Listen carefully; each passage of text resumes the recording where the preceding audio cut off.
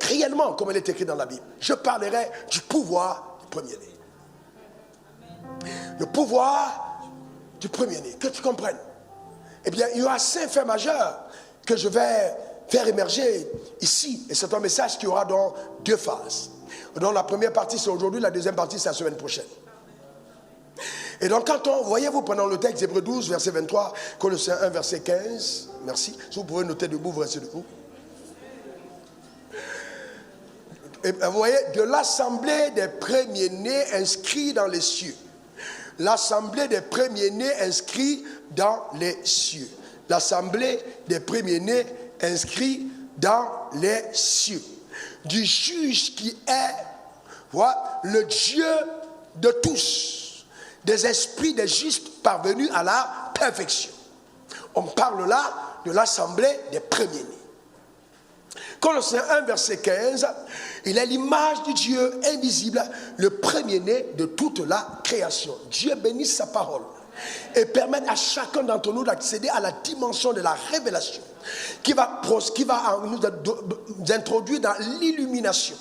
Et cette illumination va apporter l'affranchissement et une parfaite liberté pour la manifestation de la vérité dans toutes les sphères de nos vies au nom suprême de Jésus.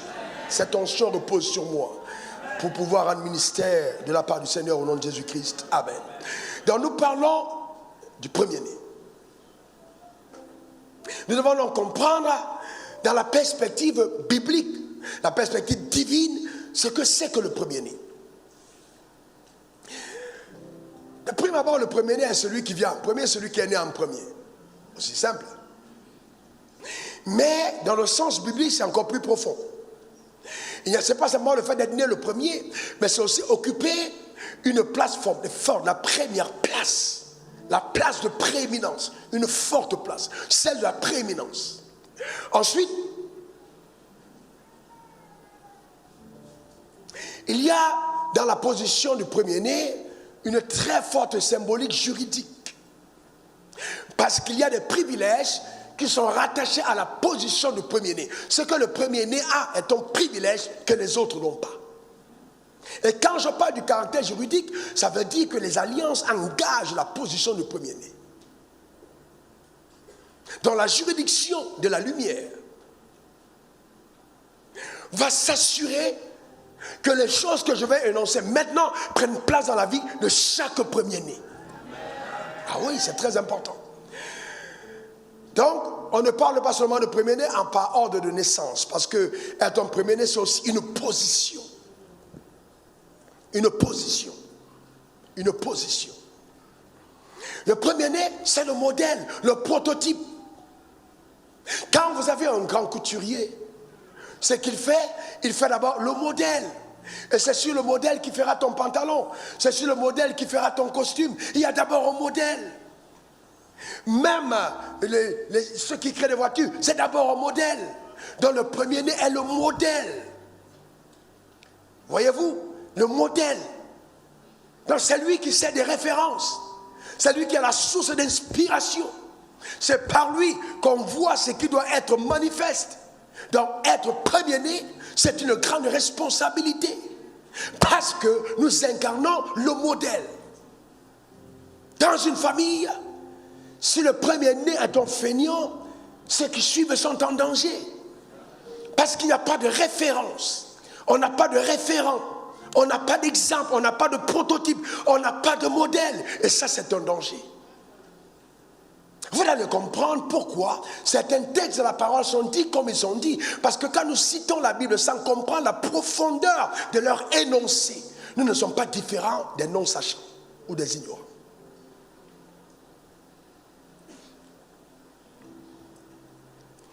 Et ton premier-né, c'est aussi une position d'autorité.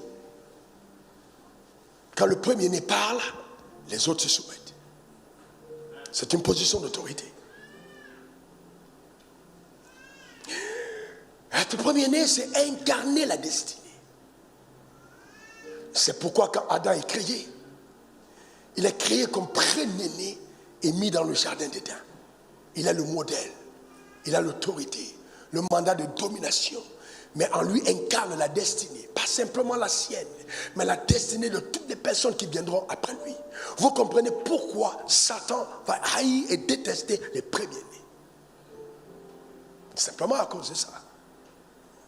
Et une société sans rebelle est une société qui se perd. Une société sans rebelle est une société qui se perd. Et c'est pourquoi, comprenez-moi bien, il y a des personnes parmi vous, vous serez les premiers-nés dans certains domaines de vos familles. Il y a des gens ici, vous serez les premières personnes dans votre famille à avoir un immeuble de 10 étages. Vous serez les premières personnes dans votre famille à participer à un gouvernement d'un pays. Vous serez les premières personnes dans votre famille à être une femme d'affaires puissante. La première personne dans ton corps à avoir une église de 100 000, 200 000 membres. Dans tous les cas, il y a un domaine où Dieu fait de toi un premier-né.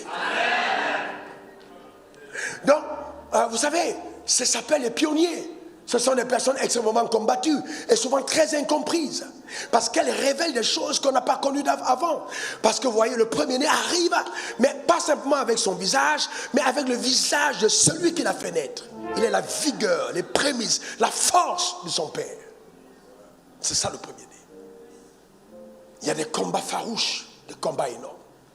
Et pendant que je parle, je suis en train de dire à toutes les femmes de cette assemblée, à toute personne qui écoute le son de ma voix, ton premier-né ne succombera pas au décès de Satan.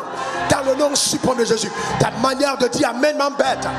Donc, 5 choses vitales et profondes à comprendre en ce qui concerne le premier-né. Premièrement, le premier-né appartient à Dieu. Donc, ça veut dire que ce qui est vital, c'est que tu dois être conscient du fait que ce qui vient en premier n'est pas à toi, c'est quelque chose que Dieu réclame. Ce n'est pas à toi. Exode 13, verset 12. Consacre-moi tout premier-né parmi les enfants d'Israël, tant des hommes que des animaux, il m'appartient. Donc Dieu dit, le premier-né m'appartient. Donc consciemment, tu dois comprendre que le premier-né est à Dieu. Pourquoi donc Dieu veut le premier? Parce que la bénédiction sur le premier est ce qui préserve ce qui vient. Donc le premier, c'est un peu le principe des prémices qui sont données à Dieu pour préserver la coulée de ce qui est à venir. Et toutes les personnes qui ont fait l'expérience sérieuse des prémices vont vous dire combien embellie est leur année. Parce qu'ils ont osé donner à Dieu la vigueur, le premier, ce qui vient en premier dans le cycle. Le premier-né appartient à Dieu. Donc ça signifie que le premier-né est mis à part. Une mise à part totale. Une consécration spéciale à Dieu. Le premier-né a une valeur tellement importante, prophétique aux yeux de Dieu.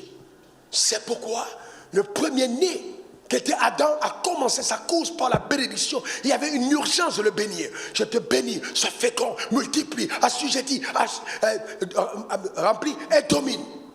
Donc Dieu l'appelle à la domination. Pourquoi? C'était le premier-né. Nous connaissons la suite de l'histoire. Donc le premier-né a quand même failli. Et Dieu ne laisse jamais tomber les premiers-nés. Jamais. J'aurai le temps, jamais tomber. Jamais. Dieu ne laisse jamais tomber les premiers-nés. Jamais de la vie. Donc même si ton premier-né a connu une déchéance, je déclare sur ta vie dans le nom de Jésus que Dieu le restaure de façon particulière au nom suprême de Jésus. Donne-moi encore ton meilleur amen. Jésus est la restauration d'Adam. Il est le rétablissement d'Adam le premier. C'est pourquoi il s'appelle le second Adam, le dernier Adam. Revenir rétablir la suprématie, la prééminence, la domination, l'autorité, la position, le règne d'Adam qui était déchu. Écoute-moi bien, tout ce que Dieu a mis entre ta main en premier et que tu as perdu est rétabli au son de ma voix. Ta manière de dire Amen m'embête. Donne-moi encore ton meilleur Amen. Notre Dieu est un Dieu qui rétablit. Il rétablit. Est un Dieu qui rétablit. Deuxième fait extrêmement important. Le premier-né représente l'héritier principal. C'est-à-dire, à lui appartient la prééminence. L'héritage principal est réservé au premier-né. Voyez-vous? C'est la double portion. Alors, c'est la Deutéronome 21, verset 15 à 17. Vous allez comprendre quelque chose. Si un homme qui a deux femmes aime l'une et n'aime pas l'autre. Alors, voyez la précision, il a deux femmes. Ça, c'est l'ancienne alliance. Il ne faut pas dire j'étais au culte, parce qu'on va faire lui-même dire un homme a deux femmes. Voilà, c'est ça. Alors, un homme a deux femmes, il aime et n'aime pas l'autre. Et s'il en a des fils, vous savez souvent, oh non, écoute, laissez-moi continuer. Et s'il en a des fils dont le premier-né soit de la femme qu'il n'aime pas, c'est-à-dire, il a deux femmes. Donc, il a une première femme, il a une deuxième. Maintenant, la femme qu'il n'aime pas est celle qui donne le premier-né. Regardez ce que Dieu dit. Il ne pourra point, quand il partagera son bien entre ses fils, reconnaître comme premier-né le fils de celle qu'il aime. Donc Dieu dit, même si tu n'as pas aimé la femme, et que la femme t'a donné le fils premier, tu ne peux pas différer en disant, comme j'aime celle-là, je donne la double portion à son premier-né. Non, le premier-né est donc ce qui sort de tes entrailles en premier. Donc la place du premier-né ne pourra pas être reprise par le fils de la femme que... Voilà. Donc vous allez comprendre pourquoi la Bible est profonde. Quand Abraham, qui était le premier-né d'Abraham? Ismaël. Vous allez comprendre pourquoi même quand Agar est chassée de la maison par Sarah et qu'elle s'en va dans le désert et qu'elle commence à crier à Dieu, oh mon enfant, Dieu dit, j'ai entendu le cri de ton fils. Pourquoi il entend le cri du fils d'Agar? Parce que le fils d'Agar est le premier-né d'Abraham. Et dans le principe du premier-né, Abraham ayant commis cette erreur prophétique de lâcher son premier-né dans le ventre d'une esclave, ce premier-né a toi en héritage. Il a toi en héritage. Et vous comprenez? Et c'est ainsi qu'il est rattrapé au désert avec sa mère et qu'il est béni au désert.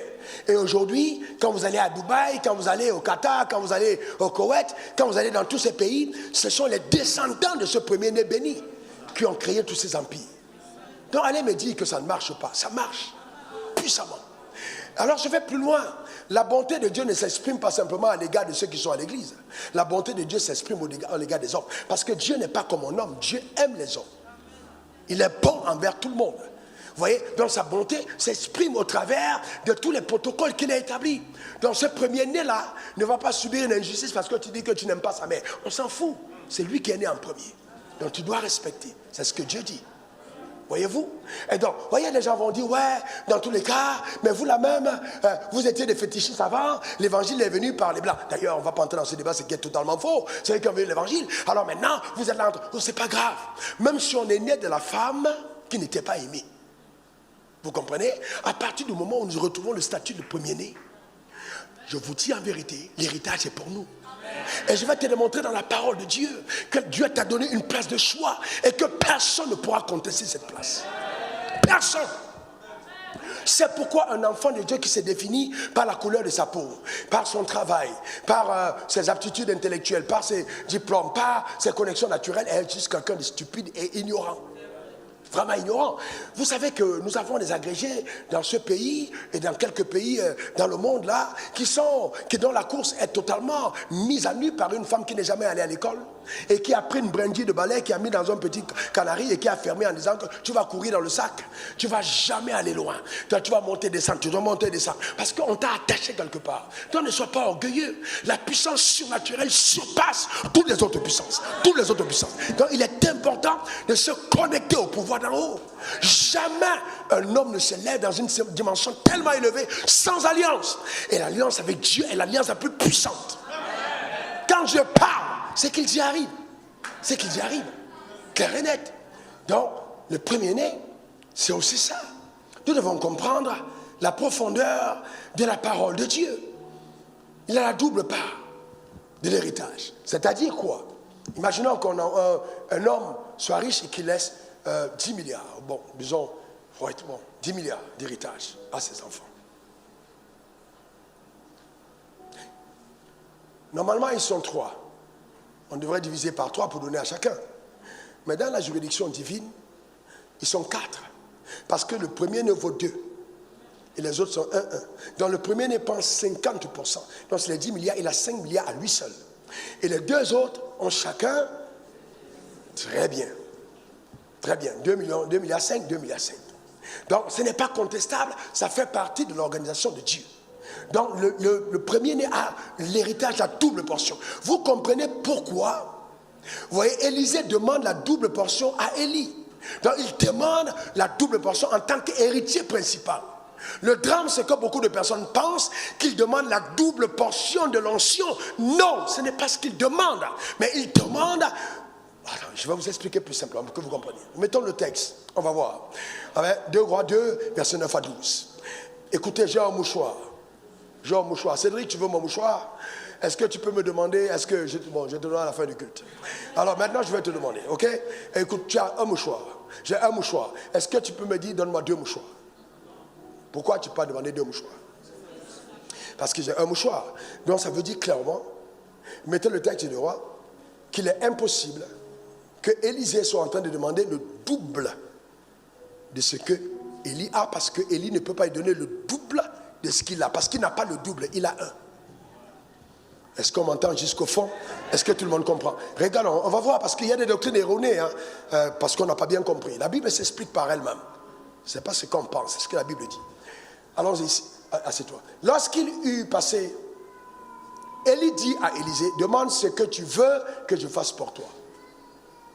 Déjà, il faut savoir ce que tu veux. Vous savez que le vrai problème qu'on a à l'église, c'est qu'il y a beaucoup de personnes qui ne savent pas ce qu'ils veulent. Si je te pose une question, Jésus vient maintenant, qu'est-ce que tu vas lui demander? Il y a quelqu'un qui va crier, hey, je veux dire, Seigneur, bénis-moi. Ça ne veut rien dire. Tu veux quoi? Non, quand l'autre a dit, non, Jésus, tu ne me laisses pas, tu ne me laisses pas, tu ne me laisses pas. Aujourd'hui, on part ensemble, ça veut dire que tu meurs le même jour. C'est ce que tu veux? Parce que Jésus, tu es à Paris pour repartir. Tu dis, on part ensemble, ça veut dire que tu meurs. Il y a beaucoup de personnes qui ne savent pas ce qu'elles veulent. Mais là, Élisée savait ce qu'il voulait. Et il dit, avant que je sois enlevé d'avec toi, demande ce que tu veux. Élisée lui répondit, qu'il y ait sur moi, je te prie, une double portion de ton esprit. Regardez pourquoi est-ce qu'il demande. Et il y a tout autour d'autres prophètes qui sont aussi des fils d'Élie. Et donc, qui avertissent Élisée du départ de son maître. Et qui dit, écoute, ils savent que Élie va être enlevé. Donc, ils sont avertis parce que c'est des prophètes. Mais Élisée reste à côté de son maître. Et il sent qu'il y a un enjeu de taille. Il y a l'héritage. Parce que le fils, le premier, celui à qui on donne la double portion, c'est lui qui est l'héritier principal. C'est lui qui assure la continuité de l'onction. Donc, il dit, la lignée d'Élie est en jeu. Les autres vont recevoir des grâces, mais moi, je veux être sa continuité. Donc ce qu'il demande, c'est être le duplicateur, être celui qui représente Élie après son départ. Et Élie va lui dire exactement ceci. Tu demandes une chose difficile.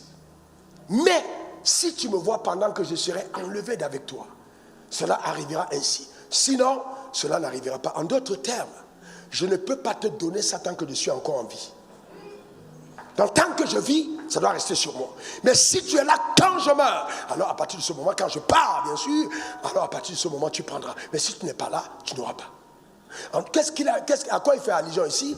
Au fait de la fidélité jusqu'au bout. Il y a tellement de personnes qui devaient aller très loin, mais dont l'infidélité jusqu'au bout a trahi la course. Lucifer a été intègre jusqu'au jour où. Le problème n'est pas d'être intègre. Est-ce que tu vas aller jusqu'au bout dans ton intégrité? Enfin, le vrai dame, si tu me vois partir, si tu me vois élevé, Satan sait que la seule chose qu'il faille faire, c'est de t'empêcher d'arriver jusqu'au bout. Il sait très bien. Il sait que lui aussi il était fidèle. Il sait qu'il a été apprécié par Dieu. Il sait qu'il a été même décoré par le Haut Conseil de Dieu. Il a eu des médailles d'honneur de l'intégrité. Cependant, il a fini dans la fatalité.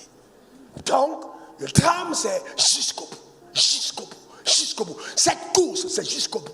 Quelqu'un m'a demandé, mais comment tu fais pour continuer d'être autant passionné? Je t'écoute depuis des années, parce que ça fait près de 30 ans, sinon un peu plus que je prêche l'évangile. Mais comment tu fais? Tu prêches la parole, il y a toujours le même zèle. C'est simple. Les mêmes principes des 24 heures. Je ne change pas. C'est simple. Vous comprenez ce que je veux dire? Donc, c'est jusqu'au bout, jusqu'à la gare. J'ai décidé de suivre Jésus. C'est jusqu'à la gare. Frère, au début de ma marche, je prenais les mégaphones, je prêchais dans les rues, et écoutais l'évangile. Je me tenais sur la maison, je portais, je prêchais au quartier, j'étais en feu. Et même mes parents me disaient, mais attends, mon père me dit, mais tu penses que tu es la seule personne qui a reçu Jésus? On ne peut plus dormir. Je dis, papa, il faut que je prêche l'évangile, il faut que je prêche l'évangile. Et c'est moi qui l'ai conduit au Seigneur. C'est moi qui l'ai conduit, amen, de manière prophétique au Seigneur. Je l'ai gagné pour Christ, le sel de la maison de Dieu. Ta manière de dire, amen, m'embête. Nous va en feu pour le Seigneur. Est-ce que quelqu'un comprend? C'est important. Si tu me vois partir, si tu me vois partir, continuons. Regardez la suite. Comme il continuait à marcher en parlant, voici un char de feu et des chevaux de feu les séparaient les uns des autres, et Élie monta au ciel dans un tourbillon. Il marchait en parlant. Le drame, c'est est-ce que toi et moi, nous marchons en parlant? Comment peux-tu dire que quelqu'un est ton leader spirituel ou ton père spirituel et tu ne l'écoutes pas souvent? L'onction descend sur toi quand tu écoutes. Si tu n'écoutes pas, la parole est le canal de la transmission de l'onction. Si tu écoutes par la parole, l'onction refaçonne, l'onction redescend sur toi. Les ossements desséchés sont revenus à la vie parce que, vous voyez, on a prophétisé sur eux. Et vous voyez, quand on parle, la parole est un conducteur de l'onction. Alors maintenant, tu n'écoutes pas. Hein? On arrive dans ton bureau. Bon, tu es un patron, je respecte. Amen. Amen. Tu vois ce qu'on écoute? Dombolo, dombolo. Et puis tu es là, tu es là dans ton bureau. Tu dis non, le son là est dangereux, le son est dangereux. Eh bien, en fait, tu n'es plus à l'église, quoi. Mais dans ton bureau, tu écoutes. Après, quand on vient te poser la question, mais qu'est-ce que tu fais là? Tu dis, attends, pasteur, dis-moi, montre-moi dans la Bible le verset qui dit qu'on ne doit pas écouter la musique païenne. Ah, le vrai problème. Mais le drame, c'est quoi? Le drame n'est pas la musique païenne en elle-même. C'est qu'est-ce que cette musique te communique. Qu'est-ce qui se passe dans cette musique quand tu écoutes? C'est ça le vrai problème. Oh non, non, est-ce qu'on a dit qu'on ne doit pas s'habiller de telle manière? Non, vous savez, le problème n'est pas ce qui est écrit, mais qu'est-ce que ça produit en toi? Qu'est-ce que tu écoutes? Frères et sœurs, ne vous trompez pas, ce que vous écoutez va déterminer l'onction qui coule sur vous. Tu écoutes quoi? Tu écoutes quoi? Dès qu'on a terminé les cultes, tu n'écoutes plus rien d'autre. Quand tu vas rentrer dans ta voiture maintenant, toi-même tu sais qu'il y a plein de trucs païens. Casse-les, jette-les.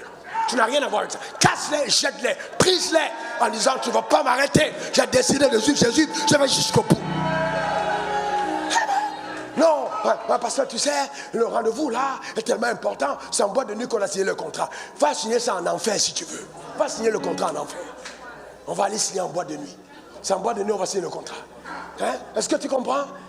Tu te rends compte de ces choses terribles et tu commences à te poser. Satan est tellement subtil qu'il sait parfaitement que ce que tu écoutes va empoisonner ta destinée. Et voilà pourquoi Élisée était un homme concentré qui marchait avec son maître et qui l'écoutait. J'ai eu un jeune, vraiment ce témoignage du jeune là m'a vraiment fait beaucoup de la peine. Et jusqu'aujourd'hui, il est venu me voir, il a voyagé de loin, il est venu avec une grosse offrande. Mon cœur l'a aimé. Il est venu, il veut dire, pasteur, je t'admire. Ton ministère a béni ma vie. Alléluia. Il a posé l'offrande. Première chose qu'il a demandé, un selfie. J'ai dit, mais c'est étrange. Comment un gars vient de si loin, première chose, il fait la photo. Je dis, ok, bon, il fait la photo. Il faut d'abord qu'il s'assure qu'il va mettre ça quelque part dans son bureau. Je le connais. Le problème qu'il faut bien comprendre, attention, vous savez, si la souris fait une photo avec le lion, ça ne fait pas d'elle un lion. Le drame, c'est que beaucoup de personnes se préoccupent d'avec qui ils font les photos et pas de ce qu'ils deviennent. Ce qui t'amène à te développer en Christ, c'est ce que tu entends et non les photos que tu prends.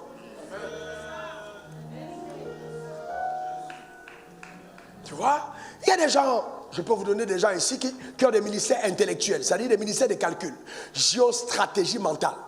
Donc ils font quoi? Ils vont te dire, ouais, ils vont se filmer avec telle personne, pour montrer que je le connais. Ça ne fait pas de toi quelqu'un qui a l'onction. Frère, je m'en fous des photos que tu as. Quand tu ouvres la bouche, qu'est-ce qui se passe? Qu'est-ce qui est capable de se produire dans le règne spirituel quand tu parles? Je m'en fous des photos que tu fais, je m'en fous des titres que tu as. Qu'est-ce que tu es capable de mobiliser dans le règne spirituel? C'est ça qui compte. C'est pas les photos. Moi, je m'en fous des photos.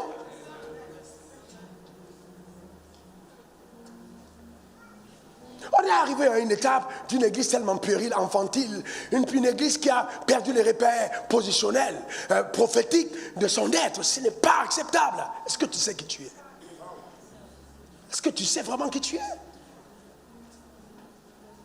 Ensuite, le jeune homme, dès qu'il me pose une question, je commence à dire, ok, vous savez, il me pose une question et je fais ça. Vous savez, quand vous êtes avec moi et que vous voyez, vous posez une question et que vous voyez, souvent vous avez le temps, je marche un silence. Souvent, c'est comme si je cherche ça un moment, c'est que je me connecte pour prendre ce qu'il faut pour toi. Et ça se passe très vite. Donc, et vous savez, vous avez rendu compte que quand j'entre dans la phase prophétique, il y a des coulées, des billes, ce n'est pas voulu. En fait, en ce moment, il y a un téléchargement. Donc, ça vient, et comme j'ai une intelligence, et que le débit a été tellement accéléré par Dieu, ce n'est pas un débit haut débit naturel, c'est un débit céleste. Donc, je dégage de haut débit qui sort à une cadence accélérée. Tu vois? Donc, si tu coupes en ce moment précis, je peux perdre les repères. Parce que je n'ai pas pensé ce que je t'ai dit. Et souvent, moi-même, je dois enregistrer ce qui descend pour être à même de comprendre ce que je suis en train de dire. Parce que ce que Dieu dit par toi, peut-être que tu ne le dis pas à l'instant. Mais c'est prophétique ce qui se passe. Donc il m'a interrompu une fois, il m'a interrompu deux fois, et j'ai fermé la bouche. Il me racontait ses histoires. Il me racontait ses témoignages. Il était tellement fier de lui. Il était tellement gonflé. Et je me suis dit, mon petit, à l'intérieur de moi-même, tu es stupide. Tu ne fais pas un si long voyage pour venir devant quelqu'un que tu estimes être ton mentor, et puis tu passes ton temps à parler. Voilà le vrai problème. Quand tu reconnais une autorité, l'intelligence est de te taire et de laisser la personne parler. Ne soyez pas comme certaines femmes. Elles arrivent à le mari quelque part, elles commencent à dire, oh, on va bien, hein? Ouais. Tais-toi, ferme ta bouche. Tout. Ton mari est là, tu parles trop, tais-toi. Vous êtes à table avec les gens, c'est toi qui joues. Oui, non, on pose une question, tais-toi. Il faut avoir l'intelligence de laisser la tête parler. C'est pas pour rien que tu t'appelles Madame un tel. C'est pas possible. C'est pas possible. Je sais que tu veux parler, mais tu ne peux pas parler n'importe où. Voilà, je suis sûr qu'on est en train de dire, on sait bien qu'on va faire un problème avec les femmes. J'ai un problème avec les gens qui ne respectent pas l'autre. C'est ça le problème. Ce n'est pas une question de femme. Si ton chef est présent, tu fermes la bouche.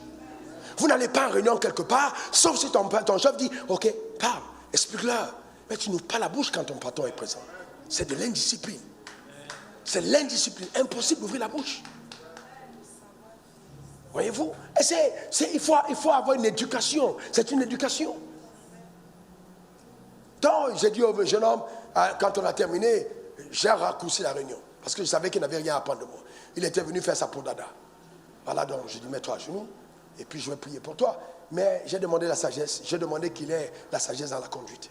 Et que la faveur de Dieu l'accompagne. Mais même quand je priais, le débit de mon onction n'était pas au maximum. Je savais que là, ça ne passait pas. Il n'était pas disposé à recevoir. Ce n'est pas parce qu'un homme prie que l'onction est passé. Donc vous devez comprendre qu'il y a des principes avec lesquels on marche. Dis après moi, premier-né. Héritage. Donc Élisée a demandé l'héritage. Il voulait la double portion. Les gens ont dit, ouais, mais Élie a fait 7 miracles, Élisée en a fait 14. Frère, ce n'est pas de ça qu'il s'agit. Ce n'est vraiment pas, c'est totalement erroné cette doctrine. Il ne s'agit pas de ça. Il s'agit de l'héritier de la grâce.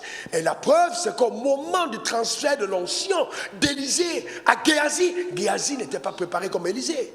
Géasi était un gars matérialiste, c'était un gars dans les micmacs qui, quand les gens venaient voir son maître, lui, c'est le blé qui l'intéressait. Jamais, soit vous choisissez l'onction, soit vous choisissez l'argent. On ne choisit pas les deux.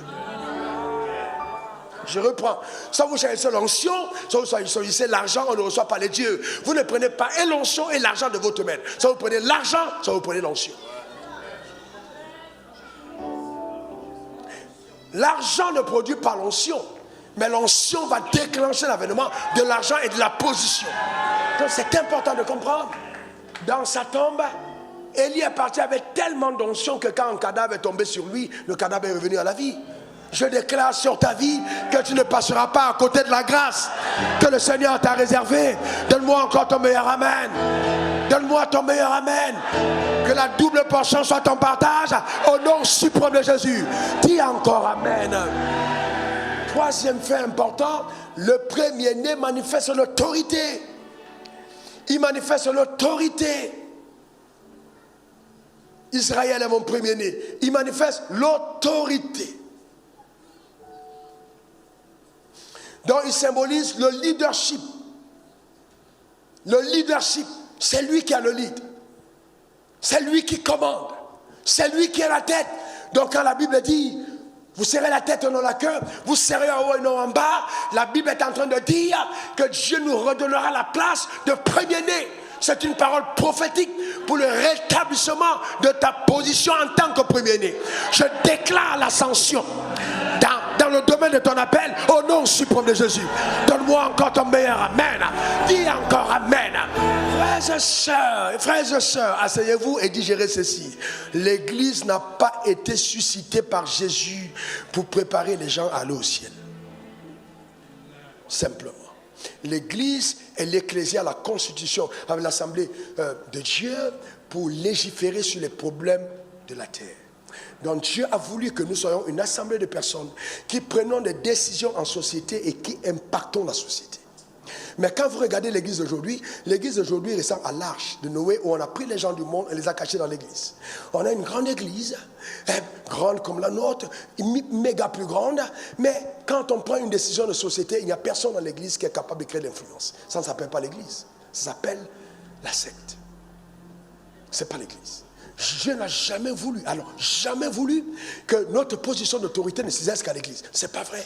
Les gens comme Daniel, les gens comme Joseph, la position d'autorité, cette exercice, on lit la Bible et on le voit. C'est pas normal qu'on ait une église comme celle-ci et qu'on n'ait pas l'autorité financière. Ce n'est pas normal. Écoutez-moi très bien. Si on prend tous nos comptes bancaires réunis ici, tout réunis ici, est-ce que vous pensez que tout notre argent réuni ici, ça peut faire de l'impact? Vous devez comprendre, bon, je vois la tête de certains milliardaires, mais je ne sais pas combien, si c'est encore milliardaire en CFA, ce n'est pas encore suffisant. On va continuer de monter. Est-ce que quelqu'un comprend de quoi je parle? Donc, dis après moi influence, dis après moi autorité. Écoute-moi très bien, écoute-moi très bien. Il ne faut pas que ces mots te fassent peur. Il ne faut pas que ces mots te fassent peur. Tu n'es pas venu sur terre accompagner les autres. Dieu dit qu'il prend l'indigent de la boue, et retire la poussière pour les faire asseoir avec les grands à leur table. Donne-moi encore ton meilleur amen. Donne-moi encore ton meilleur amen. Il faut comprendre que la grandeur a des paliers. Il y a des gens, quand ils mangent le porc au four et au pougon, ils pensent qu'ils sont avec les grands. Mais ça, c'est un palier. Il y a le palier de porc au four, il y a d'autres paliers. Ça ne s'arrête pas là-bas. Il y a des gens qui pensent que quand ils mangent le poisson braisé d'Assini, ils ont percé. Et il y a d'autres paliers. Que Dieu t'expose à des choses plus grandes. Que Dieu t'amène dans les domaines d'influence. Donne-moi ton meilleur amen. Dis encore amen. Les domaines qui vont étonner les gens. Je te garantis. Dans ton village, depuis ton aïeul, il n'y aura jamais personne qui aura percé comme toi dans le nom suprême de Jésus. C'est-à-dire, avant, on tenait des réunions sans tenir compte de toi. Mais à partir de toi, les choses changent. À partir de ce message, tu bascules à une autre dimension. Ta manière de dire amen m'embête. Parce que Dieu te positionne, Dieu te positionne, Dieu te positionne, Dieu te positionne. Dieu t'a donné un rêve, il n'est pas un menteur. Ce qu'il t'a dit, cela s'accomplira. Cela s'accomplira. La quatrième vérité essentielle, il faut suivre le premier-né, le pouvoir du premier-né, c'est que le premier-né exerce le sacerdoce. Dis après moi sacerdoce. Encore sacerdoce. Une dernière fois sacerdoce. Regardons Apocalypse 5, verset 10. Cette fois, allons jusqu'au verset 12, c'est le bonus du deuxième culte. Regardez, c'est fabuleux. Hein? Waouh! Tu les as fait roi et sacrificateur pour notre Dieu, version Darby. Roi et sacrificateur. Dis après moi, roi et sacrificateur. Et ils régneront où? Je vais vous dire quelque chose. Je sais que les religieux n'aiment pas m'entendre dire ça. Toute personne qui te dit que ton bonheur commencera au ciel est un agent du diable. Je réponds. On peut être agent du diable inconscient.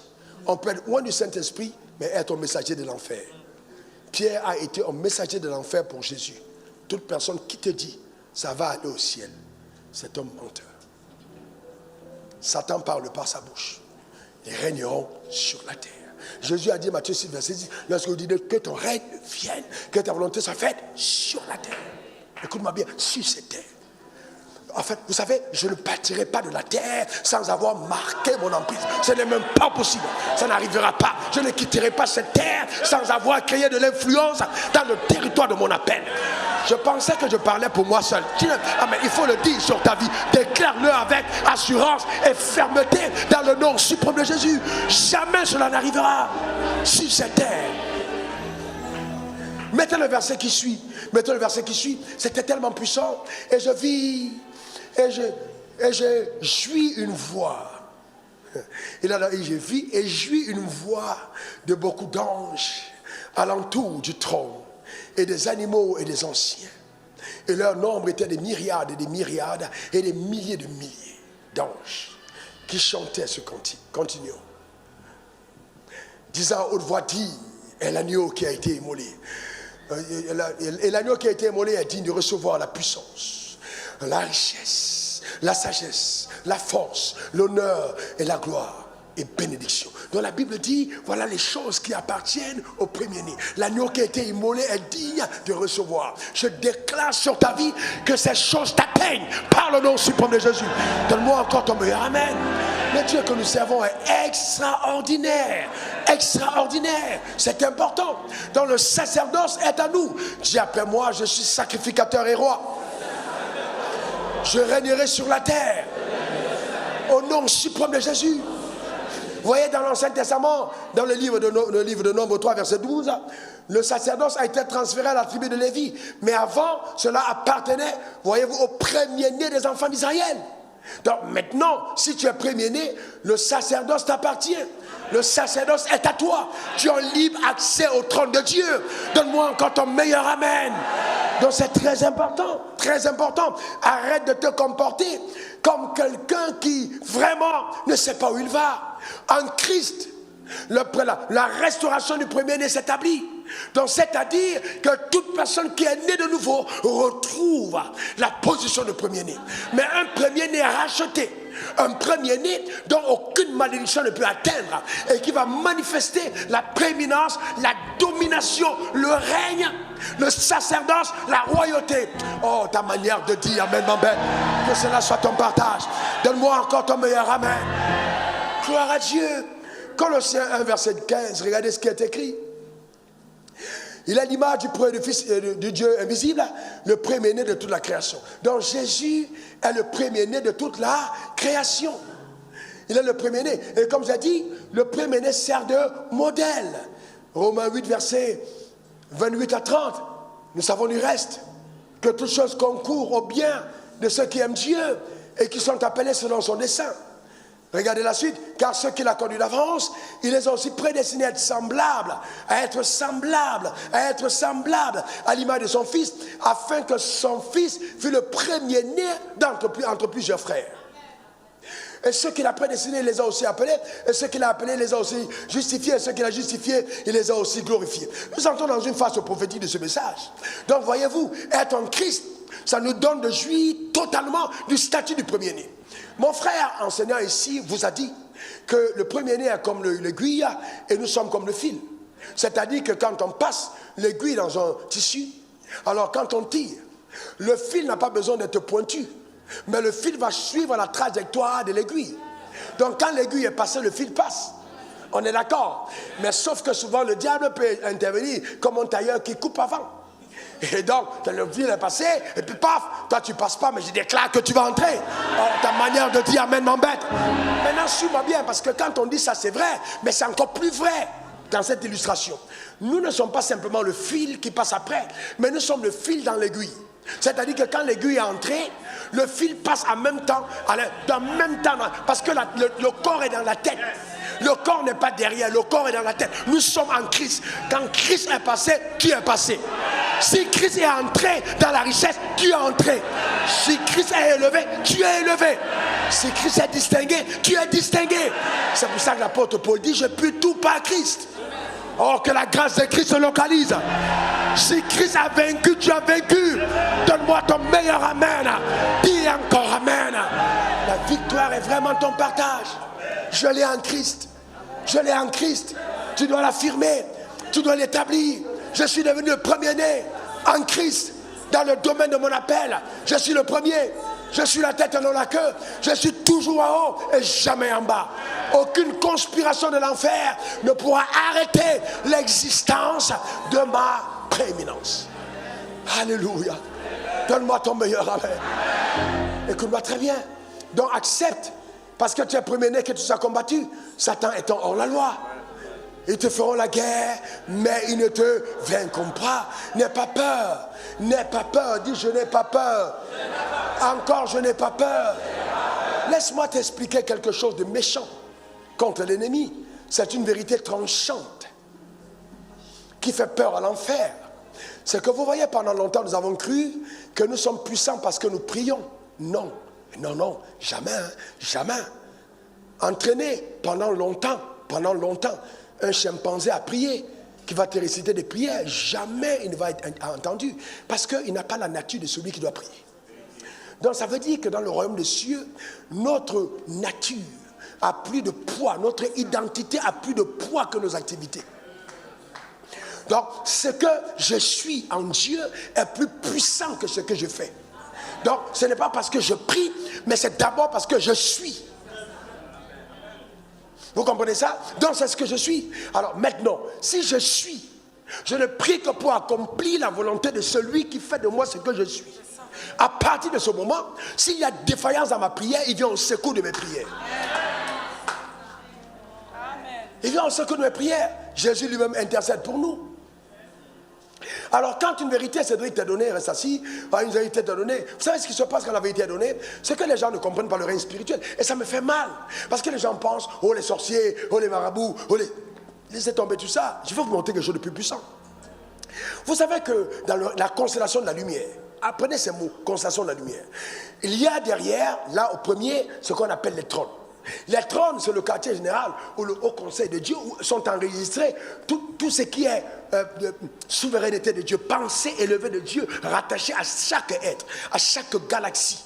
Alors à chaque, voyez-vous, à chaque planète, des exoplanètes, il y a toute la volonté de Dieu inscrite, parce que la Terre n'est qu'une planète parmi plusieurs.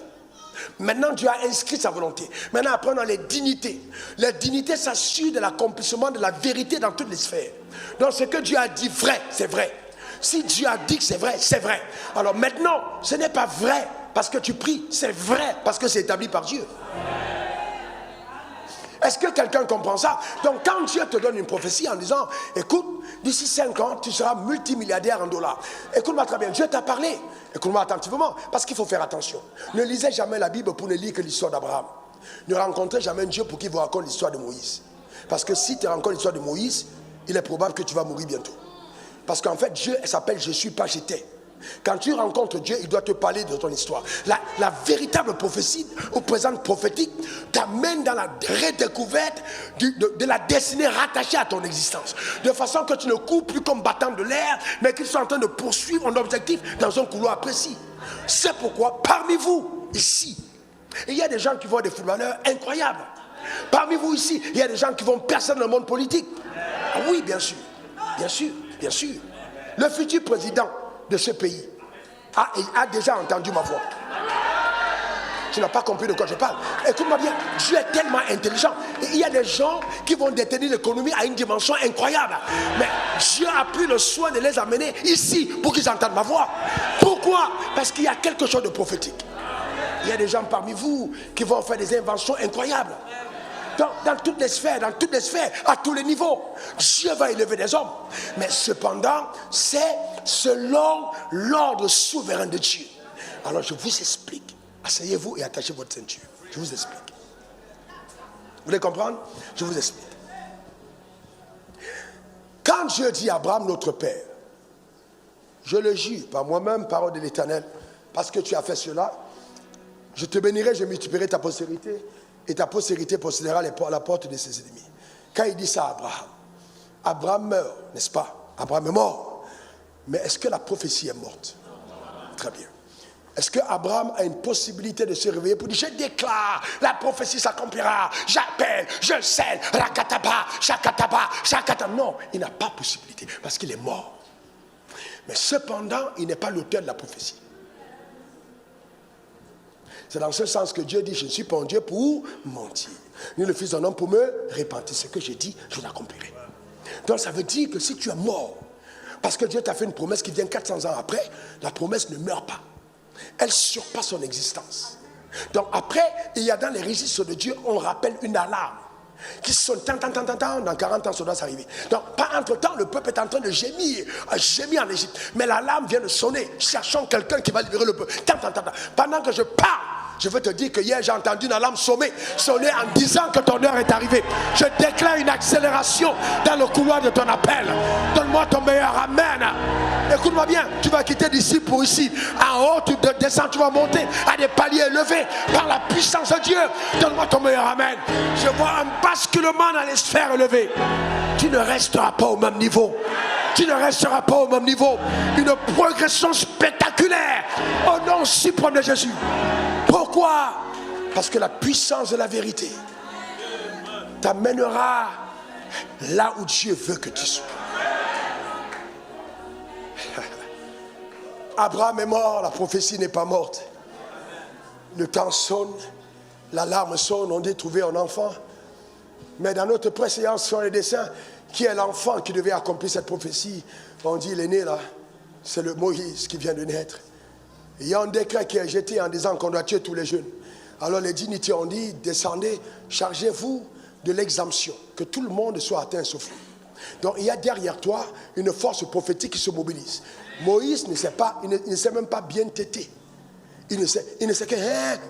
mais là, son existence seule mobilise les forces du ciel.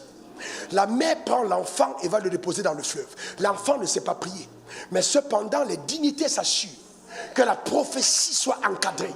Parce qu'il y a des gens, quand ils sont nés, ce sont les projets de Dieu qui naissent. Quand ils sont nés, c'est une histoire qui commence. Quand ils sont nés, c'est une prophétie qui est en marche. Et ceux-là, personne ne peut les arrêter. Personne. Et Moïse est hébergé dans la maison de Pharaon. Qu'est-ce qui fait que Moïse est aimé? Et il apprend toute la science de Pharaon. Il est aimé à cause de l'étoile, de la grâce qui est rattachée à son existence. C'est pour ça qu'il est aimé. Il y a des choses qui t'arrivent que tu n'expliques pas. Ça n'arrivait pas avant, mais ça c'était avant. Vous savez, il y a des basculements dans l'air spirituel. La vision que j'ai vue et que Dieu m'a montrée, Dieu était en train de me montrer un basculement. Et j'ai vu certains d'entre vous avec des vêtements qu'ils n'ont jamais portés avant. Parce que Dieu était en train de m'avertir de quelque chose qu'il était en train de faire. Je ne fais rien sans avoir averti mes prophètes. Alors je prophétise sur cette vérité et je déclare ton établissement dans la supériorité au nom suprême de Jésus. Donne-moi encore ton meilleur amen. Une accélération conséquente. Amen. Conséquente et puissante. Moïse est arrivé. Amen. Libérant le peuple de Dieu. Pas parce qu'il était fort, mais parce que Dieu l'avait rendu fort pour accomplir ce qu'il avait arrêté. Frères et sœurs, je suis très profond dans ce qui suit. Si ta rencontre avec Dieu ne te rend pas enceinte d'un rêve qu'il porte, c'est ça la vraie stérilité. Si tu n'as pas encore connu ce que Dieu porte comme rêve, qu'il va télécharger dans ton esprit, alors dis à Dieu, je suis stérile et j'ai envie d'enfanter. La grossesse spirituelle commence quand tu commences à porter les rêves de Dieu. Et quand Dieu t'a tiré du monde pour t'amener à lui, c'est parce qu'il y a une portion de son rêve qui doit être portée par toi, que personne d'autre n'est à même de conduire comme toi. Et donc ne laisse à personne le soin de te dire que tu ne vas pas y arriver. Non, tu vas y arriver. Non, vous savez, Moïse aurait pu naître chez Pharaon, mais à cause de la prophétie faite à Abraham, il est né chez les Hébreux. Pourquoi? Parce qu'il était un esclave suscité par Dieu pour libérer les autres. Donc ne te plains pas de ta condition. Ne te plains pas, oh mon père n'avait pas beaucoup d'argent. On s'en fout. Je te dis en tant que premier-né, je te dis bien, écoute, peut-être tu as enterré ton père il y a 10 ans, tu vas refaire ses funérailles. Tu vas aller prendre sa tombe et tu vas dire, papa, si tu pouvais être là, je veux te dire que la parole de Dieu a marché pour ma vie. Tu vas lui redonner un caveau normal. Enfin, tu vas redonner à la famille une certaine dignité parce que Dieu t'aura visité. Ta manière de dire amen m'embête. Donne-moi ton meilleur amen. Vous savez, Dieu fait des choses extraordinaires. Dieu fait des choses puissantes. Dieu fait des choses merveilleuses. Tu ne passeras pas à côté de ton histoire. Donne-moi encore ton meilleur amen. Dis après moi, je ne passe pas à côté de mon histoire. Affirme-le avec autorité, je ne passe pas à côté de mon histoire. Encore une dernière fois, je ne passe pas à côté de mon histoire. Dans le nom suprême de Jésus. Amen. Vous savez, je veux voir le couple le plus proche. Voilà, il est là. Vous savez, ma fille, la nuit, quand cet homme dort, il dort profondément. Tu te tiens au bord du lit et tu dis, Seigneur, cet homme ne passe pas à côté de ça. Tu prophétises. Parce qu'il doit être le mari que Dieu t'a montré. Tu prophétises. Tu appelles sur lui sagesse, intelligence, de la puissance, honneur, richesse. Tu prophétises et tu t'endors. S'il se réveille, pendant que tu prophétises, tu prophétises et tu fais un beau bisou. Tu dis, je t'aime chérie. Et tu dors. Parce que vous devez comprendre que les rituels, les sorcières font ça pour envoûter leur mari. Mais toi, tu n'envoûtes pas. Tu pousses ton mari dans les desseins de Dieu. Tu le pousses. Tu le pousses. Demandez à ma femme combien de fois elle s'est réveillée en sous-sol alors que j'étais en train de mettre ma main sur sa tête. J'ai dit, la folie qui frappe cette génération ne t'atteindra pas. Je n'aurai pas mal à la tête parce que tu es en train de m'embrouiller. Je prophétise. J'appelle sur ta vie une sagesse et intelligence. Je prophétise que tu es le type de femme que Dieu recherche. J'appelle sur... Je prophétise. Je parle. Frère, souvent, au lieu de dormir à ma place pendant qu'elle n'est pas là, je vais de son côté et je me couche. Je me tourne. Je tourne sur le lit. Je sature la partie de son lit de mon onction. Donc quand il vient dormir dessus, envoûtement divin. Il y a quelque chose qui se produit. Il y a quelque chose qui se passe par la puissance de Dieu. Dans le nom suprême de Jésus. Vous savez, je vous donne un secret. Il y a des choses, vous n'allez jamais argumenter avec les femmes. Elles vont vous battre. N'entrez pas dans les discours. Elles vont parler, elles vont te dépasser. Et quand une femme veut te contrer, tu ne peux pas parler. Hein? Ah non. Mais il faut aller dans les arguments prophétiques. C'est pour ça que tu es sacrificateur. Tu te couvres d'achakata. Tu vas dans les endroits où il y a ces dessus. Tu prophétises. Tu appelles la chambre dans la para. Tu parles sur ses habits. Frère, tu sais qu'elle va s'habiller devant tes chaussures. Tu mets tes pieds dedans. Hinda, la cache. La shunda. Tu appelles ce que tu veux voir. Frère, je te garantis, les chaussures là n'iront pas loin. Ça ne peut aller que dans les voies du Seigneur. Ah, tu n'as pas compris de quoi je parle. C'est ce qu'on appelle l'autorité. C'est ce qu'on appelle le sacerdoce. Donne-moi encore ton meilleur amen. C'est ce qu'on appelle le sacerdoce. Nous ne sommes pas n'importe qui. Nous sommes des enfants de Dieu. Est-ce que quelqu'un comprend? C'est très important de comprendre. Frères et sœurs, non, ne lutte pas avec la chair et le sang. Allez à un autre niveau. Basculez à une autre sphère. Allez à un autre palier. Frères et sœurs, à un autre niveau. Et on a reçu le pouvoir de devenir enfant de Dieu. Frère, moi je vais vous dire quelque chose. Vous savez, asseyez-vous, asseyez-vous. Vous savez quoi? Asseyez-vous. Un jour, je prends ma femme. J'ai dit à mon épouse, viens. Et nous sortons. Et nous parlons. Alors, vous savez, et je fais des mises à jour de la prise de tête. Parce qu'il faut faire des mises à jour continuelles. Amen. Gloire à Dieu. Rira chata. Et mais c'est pas le moment où tu parles en langue. Quand tu tiens la main comme ça, c'est pas parler en langue. C'est que amen, tu comprends de quoi je parle. Ce que tu disais avant là, avant que la bague n'entre là, tu recommences encore à dire. Mais mettez à jour, quoi, avec des nouveaux, amen, avec des nouveaux paramètres. Tu ramènes ça au niveau. Et donc, c'est important. Vous voyez, c'est très important. Et on arrive donc vers la maison. Et puis j'ai dit, arrêtons nos mots. J'ai dit, regarde cette maison. Si on te dit que l'homme qui habite ici vend la drogue, tu diras quoi? Et on te dit, c'est un pasteur, il vend la drogue. Vraiment, dis-toi que ce n'est pas notre maison. Mais on te raconte ça. Est-ce que tu vas croire? Est-ce que tu ne vas pas être tenté de croire? Elle m'a dit oui. Parce que, honnêtement, quand tu vois le type de voiture qu'il y avait dehors, cette maison aujourd'hui, c'est Eko qui est dedans avec son mari, tu vois le type de voiture qu'il y a dehors, et puis on te dit, c'est un pasteur. Et c'est normal. Si on te dit, vend la drogue, tu vas croire. Tu vas croire. Parce que c'est pas normal. Enfin, dans les normes du pasteur qu'on connaît contemporain, tu ne peux pas rouler sur une voiture. Quand j'ai eu ma première Porsche, c'était en 2004. Mais je vous dis, si je vous dis les réunions qu'il y a eu à cause d'une Porsche, oh, que Dieu nous délivre de la pauvreté. Porsche, juste une Porsche. J'ai dit, j'ai des amis à moi qui m'ont appelé pour me demander, toi-même, est-ce que tu trouves normal? Tu es un homme de Dieu. Un homme de Dieu, il nous roule en Porsche. J'ai dit, il doit rouler en quoi? Attends, quand Jésus est allé à la croix, là, il roulait dans quoi? Il est monté sur l'âne. C'était la Rolls-Royce de l'époque. Moi, je ne suis qu'avec une Porsche décapotable et puis ça vous dérange. Vous voyez un peu le problème, c'est la mentalité. Vous êtes la lumière du monde. On n'allume pas une lampe pour la mettre sur la table, mais sur la table afin qu'elle brille. sur la table et qu'elle brille. Donc ne permettez à personne de vous limiter. Personne. Frères et sœurs, c'est anormal. J'ai dit encore anormal qu'on ait voté une loi pareille en France. Et puis on va bientôt dans nos petits départements de la France. Bientôt cette loi va arriver chez nous. Dans le mariage, vous comprenez ce que je suis en train de dire? Ça n'existe plus. Eh bien, voyez, on est en train de déchirer le mariage. Il n'y a plus d'obligation qu'un homme ait des rapports avec sa femme ou inversement. Pas du tout. Donc, écoutez, mais pourquoi les gens votent ces lois? Vous voulez que je vous dise pourquoi? Parce qu'eux-mêmes qui sont dans le mariage, ils sont mariés ailleurs. Parce que le mariage a été une façade.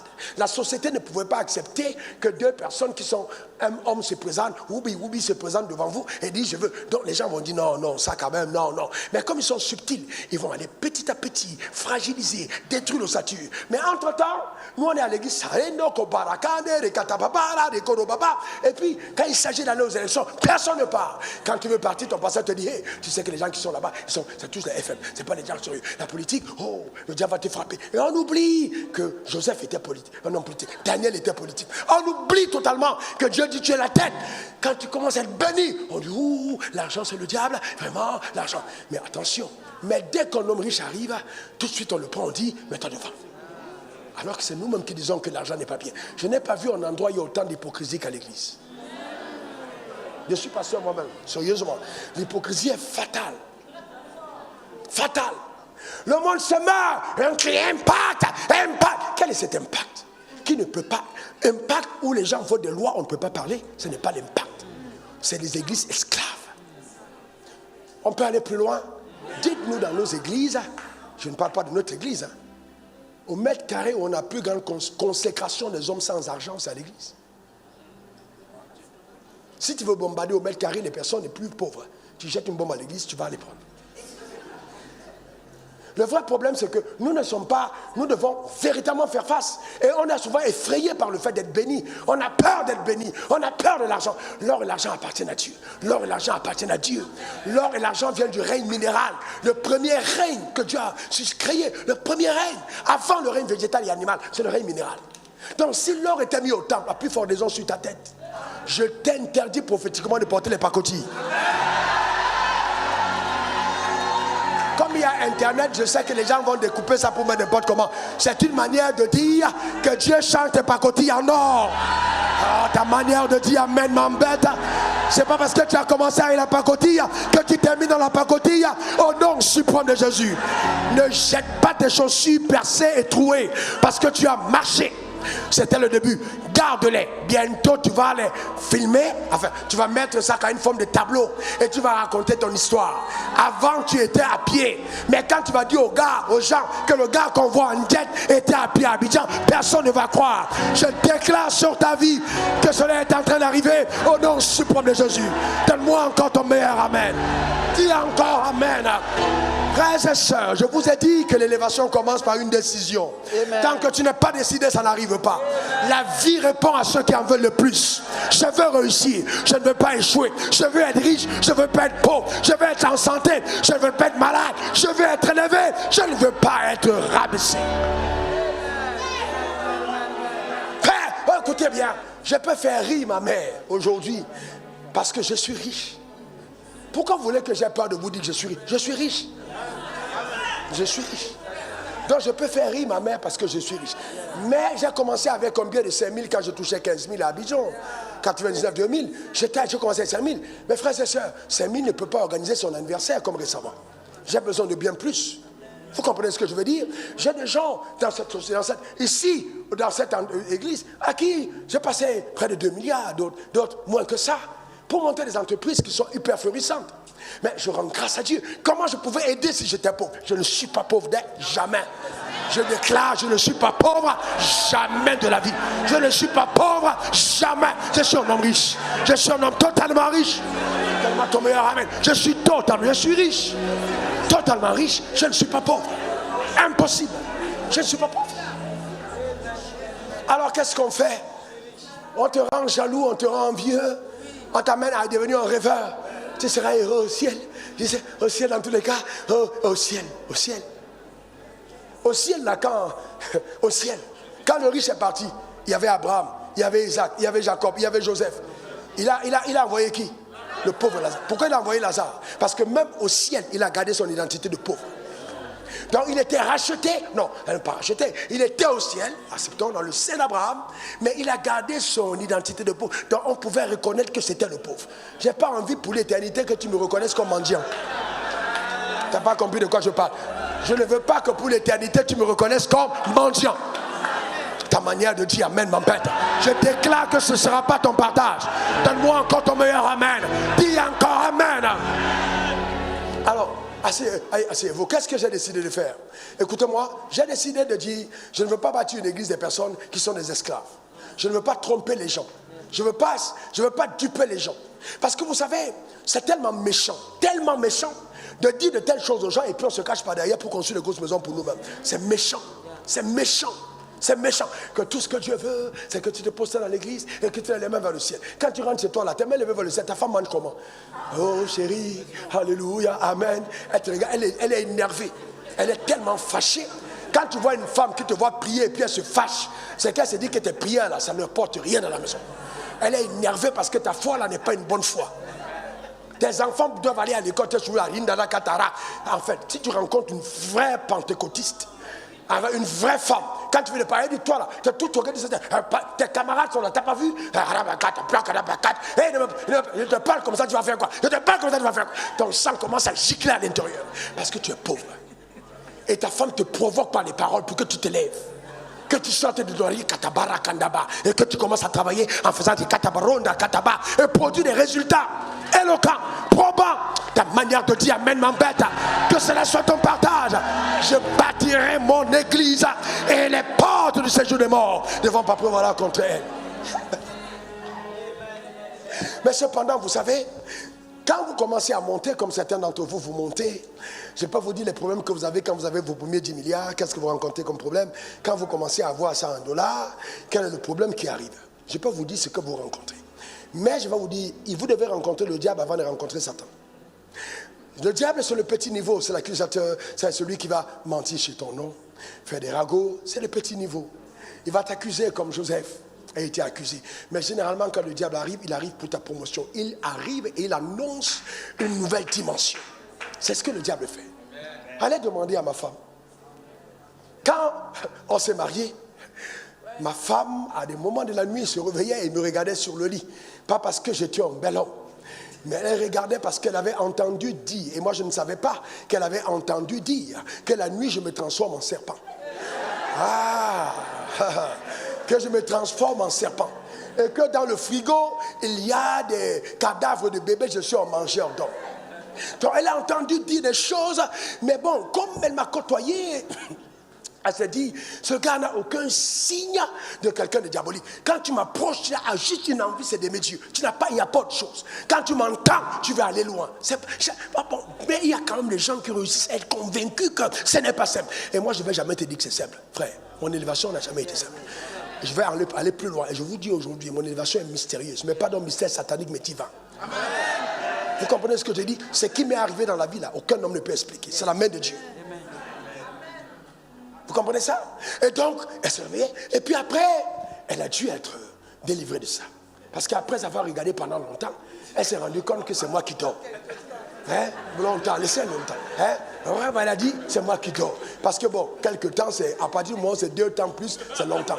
Et donc, voilà, c'est moi qui dors. Mais écoutez-moi bien, on va en rire, mais je vais vous dire quelque chose de profond.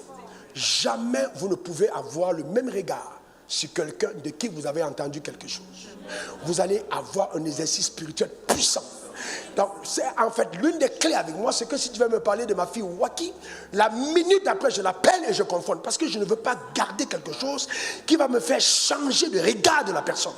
Donc, Satan est tellement rusé qu'il sait que si je transporte une grâce pour ta vie, la seule manière de stopper cette onction, c'est que le regard que tu as sur ma personne change. C'est pour ça que la Bible dit, si tu reçois un prophète en qualité de prophète. Donc, il peut arriver que tu ne reçois plus le prophète en qualité de prophète. Est-ce que vous savez qu'il y a des gens, même à la première rangée, qui m'écoutent à 60%, d'autres à 40%, d'autres à 15%. C'est qui a tué les 85%, les 40 ou 60%, ce sont les choses qu'ils ont entendues. Ah ouais, sérieux, je vous dis la vérité, sérieusement. Qu'est-ce qui se passe quand un homme s'aigrit contre sa femme ou comme une femme commence à regarder son mari d'un regard dubitatif? Vous pensez que c'est quoi? C'est la copine? C'est l'ami? C'est des histoires qu'on raconte, c'est des ragots. Satan est tellement rusé. Quand le regard de quelqu'un change à ton égard, ça veut dire qu'il y a quelque chose que tu as entendu. Et Satan, donc le diable va passer par l'accusation pour falsifier ton regard sur la personne, afin que la dynamique de foi que tu avais placée, tu ne la places plus. Et c'est comme ça que tu es détruit. Il passera par les personnes proches, extrêmement proches. Il est, voyez-vous, pour détruire, pour changer la perception que tu as. C'est terrible. Et quand ma fille, vous savez, à son mariage, j'étais tellement ému, j'avais eu des larmes aux yeux, certains n'ont peut-être pas vu, j'ai essuyé rapidement. Sa mère rendait un témoignage quand son père, dans la chair, était en train de mourir, pratiquement vers l'éveil de sa mort. Il lui a dit, je ne suis pas ton père, il y a quelqu'un qui viendra te chercher, qui est ton véritable père. Et donc, le jour où je suis entré dans l'église où son père était, j'avais été invité par son grand frère, et qu'elle a pris le micro, elle a commencé à chanter, mes entrailles ont tressailli à l'intérieur de moi. Je savais qu'elle devait venir au temple de la foi. Il y a quelque chose qui était tellement fort que j'ai dit, cette fille-là, je vais l'adopter. Et j'ai dit à sa mère, je vais prendre ta fille comme ma fille. Vous savez, je suis tellement spontané. Et sa mère, qui avait entendu la prophétie de son père avant de partir, savait que quelqu'un viendra la chercher, qui n'était pas son mari, mais son père. Alors il y a quelqu'un qui était dans le groupe de louange qui a commencé à dire qu'elle est ma femme, ma deuxième femme. Comme vous savez, les Camerounais, ils ont toujours deux femmes. Ils ont la femme du pays où ils sont, ils ont la femme de leur pays. Et je ne savais pas que, vous savez, comme on ne savait pas qui est en train de ramper sous son lit, que cette rumeur commençait à gagner le groupe. Et vous voyez, les gens n'étaient plus motivés, vous voyez, des gens ils chantent, mais vous sentez qu'il n'y a plus d'onction. Mais quand les murmures sont présents et que ces choses se racontent, tout de suite ça détruit quelque chose. Et c'était tellement fort que certaines personnes ont commencé à partir. Et quand ils partaient, l'agent principal ne partait pas. Parce qu'il y a des gens qui sont tellement méchants, infiltrés par Satan, qui ne te quittent jamais. Mais il s'assure que toutes les personnes qui viennent partent.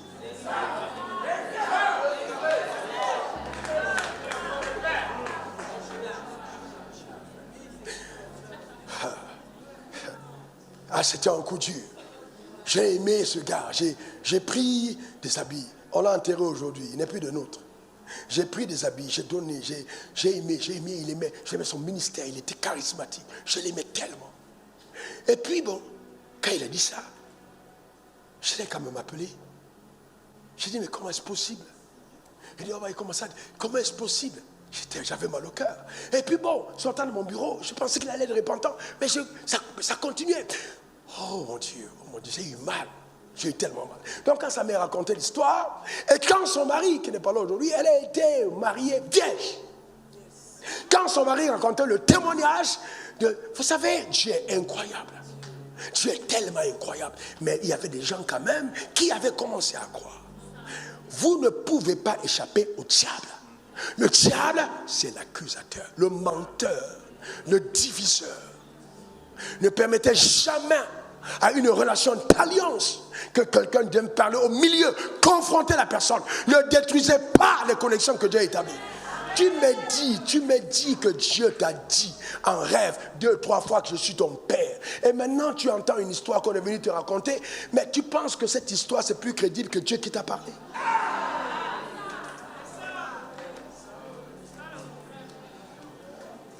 Vous voyez ça? C'est terrible. Mais tu dois être relevé. Tu es tellement au-dessus que quand tu vas prier, tu dois toujours édifier le peuple. Qu'est-ce que Satan veut faire? Il veut projeter dans la destinée. Parce qu'il sait que si ton cœur est écrit, les grâces ne vont plus couler. Alors tu dois pardonner. C'est ça aussi, le rôle du premier-né. Le premier-né se sacrifie pour les autres. Il paye le prix pour les autres. Une des histoires qui m'a le plus choqué en tant que pasteur. Vraiment le plus. Vous savez, quand on t'accuse, c'est bien. Heureux serez-vous lorsque vous serez persécuté à cause de Christ. L'accusateur doit jouer son rôle, c'est tout à fait normal. Vous ne pouvez jamais connaître la cime de l'élévation sans être accusé. Frères et sœurs, quand vous dites que quelqu'un était dans le bac avec vous il y a quelques années, en 99, certains d'entre vous, on était dans le bac, on quittait Plateau pour venir ici. Alors maintenant, tu te rends compte que ce gars, il se déplace en jet privé et on te dit, c'est Dieu. Tu dis que, mais attends, comme mon pasteur m'a dit, tu veux dire Dieu. Attends, tu pries plus que moi. Il était fâché, tu pries que moi, tu fais des choses, tu ne veux pas nous dire ce que tu fais. J'ai dit, mon frère, c'est Dieu. Comment tu peux être pasteur et tu ne crois pas que Dieu soit capable de faire? C'est ça le problème. Ça fait mal. Tu ne crois pas que Dieu. Tu ne crois pas. Oh mon Dieu, que Dieu. Ça fait mal. J'ai dit, mais comment un pasteur ne croit pas que Dieu puisse s'élever? Comment?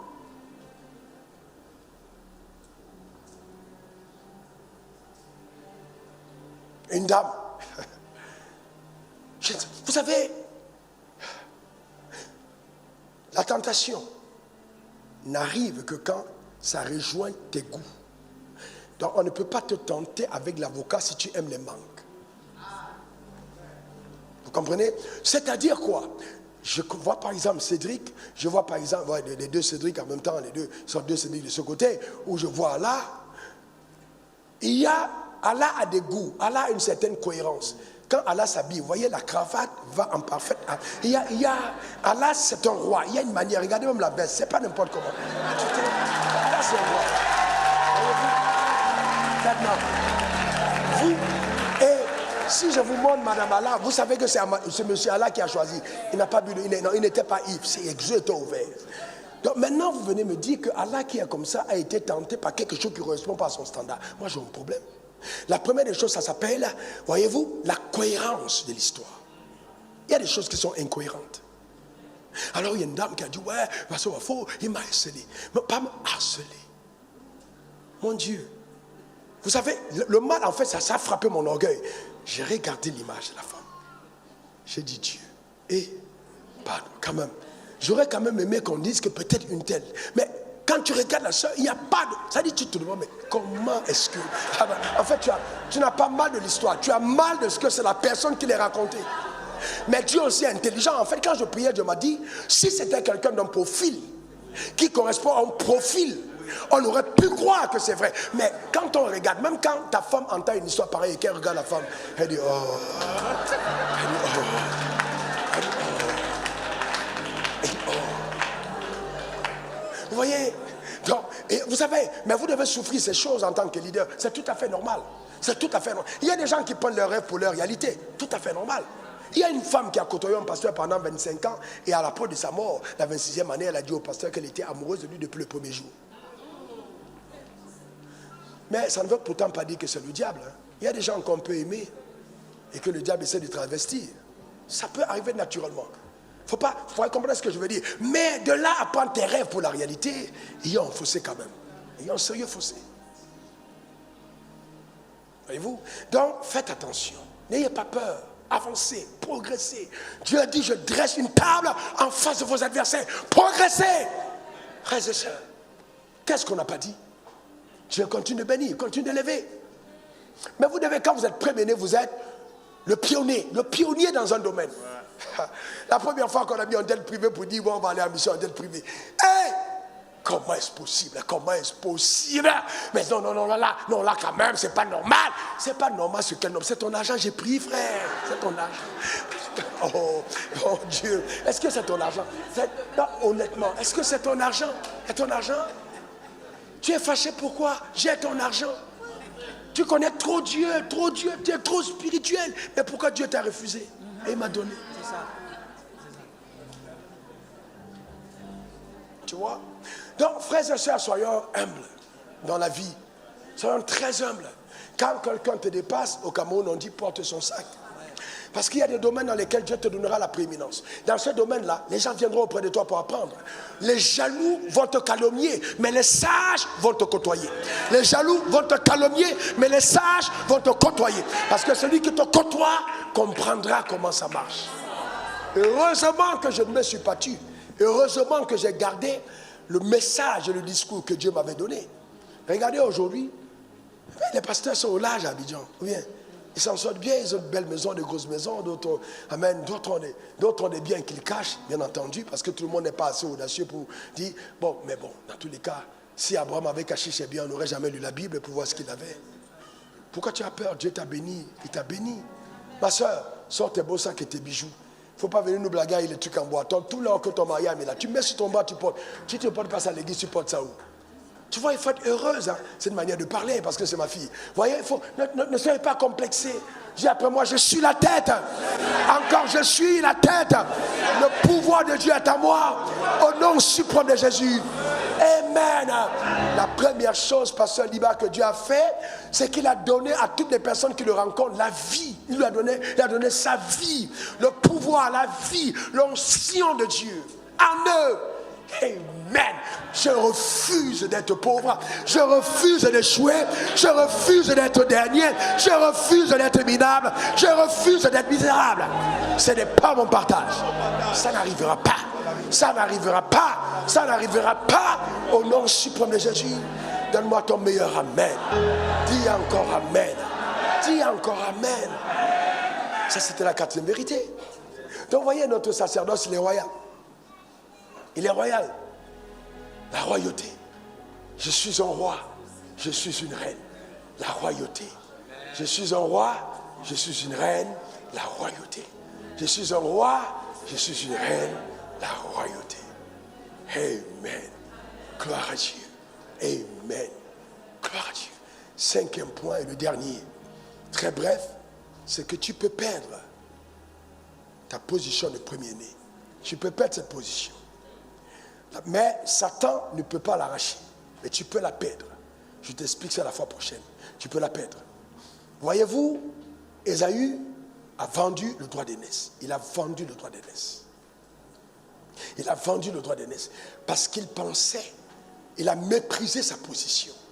Ne méprisez jamais votre identité. Ne la bradez jamais. Ne la vendez jamais. Quelqu'un va dire, ouais, mais moi, je ne peux jamais vendre mon droit d'aînesse. C'est impossible, hein? Je ne vendrai jamais mon droit d'aînesse. Bon, cependant, je vais te poser une question. Je vais te poser une question. Quand tu te mets avec les gens et que vous commencez à compromettre, les amis sont païens et tu vas avec eux dans des endroits, je vais te garantir que tu vends ton droit d'aînesse. Tu es en train de troquer le droit d'aînesse contre les avantages humains. Donc, tu vois, ton patron t'amène dans les faux Big Mac et tu le suis. Tu vends ton droit d'aînesse. Tu vois, le droit d'aînesse est un droit d'autorité, un droit de prééminence.